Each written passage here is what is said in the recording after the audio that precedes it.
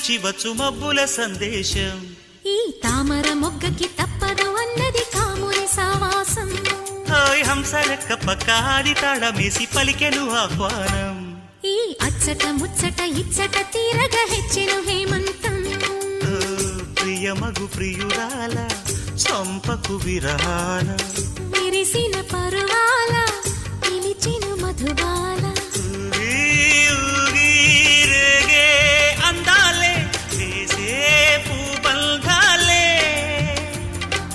మధురం మధురం సాగే సరాగం మనసా వాచా. కుంకుమ పూల తోటలో కులికే ఓ కుమారి. శంఖములు దిన ప్రేమకి చేశా మదినివాడ.